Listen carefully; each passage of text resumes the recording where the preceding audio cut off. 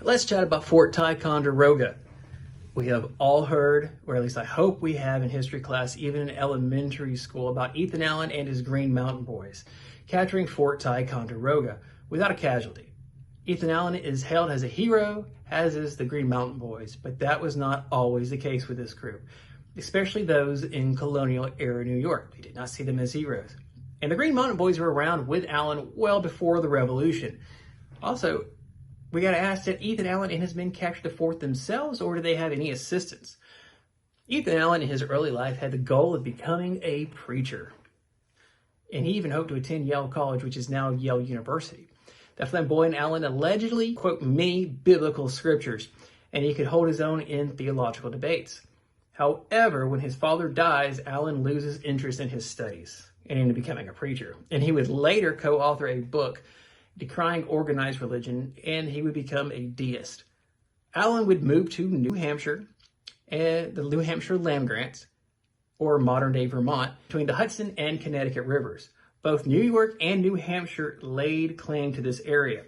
The debate over the land eventually required King George III to attempt to settle the issue. And King George, however, favored New York, which did little to settle the dispute, or the ire of the Green Mountain Boys, or who would become the Green Mountain Boys. The case eventually ended up in New York Supreme Court, and unsurprisingly, the court decided in New York's favor.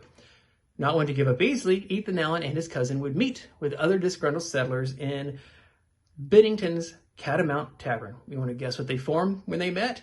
Well, it was there in 1770, the Green Mountain Boys were formed with Ethan as their leader.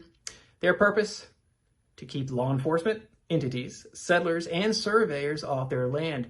New York authorities viewed the group as outlaws. New Hampshire citizens saw Ethan Allen as a justified vigilante. In April 1775, the Green Mountain Boys turned their eyes on the British after the events of Lexington and Concord, instead of keeping New York in their sights. But soon Allen had, in his eyes, set on Fort Ticonderoga. Before he could carry out the attack, a colonel who had sought a commission with the Massachusetts Provisional Government and was approved for a secret mission to capture Fort Ticonderoga caught up with Allen. The colonel also had his eyes set on Ticonderoga for its provisions and its cannon. The young colonel was named Benedict Arnold. Allen did not have any formal permission to capture the fort, and Arnold felt that with his official approval from the governor of Massachusetts, he should be in command.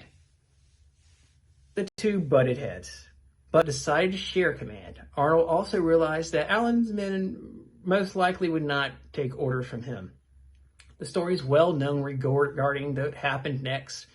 The Green Mountain Boys and a group of militia surprised the sentry. They captured the fort as dawn was approaching on May 10th, and they captured it without firing a shot. Arnold and Allen both run up the steps to the officers' quarters, and the fort is surrendered.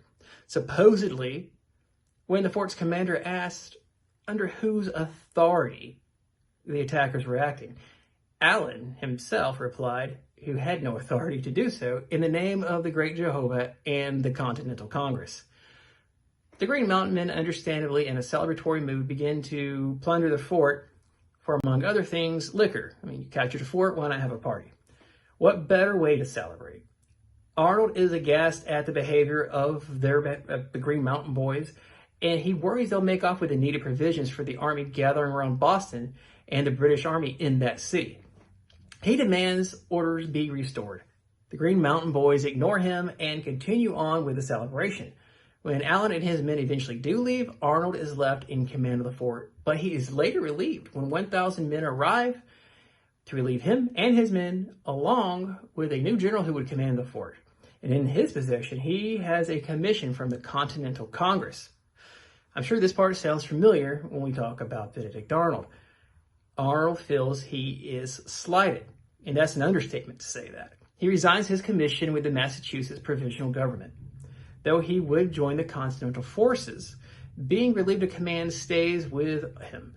And from almost the start of the war, he has a sour taste in his mouth toward the way the army is run when it comes to promotions and rank and assignments.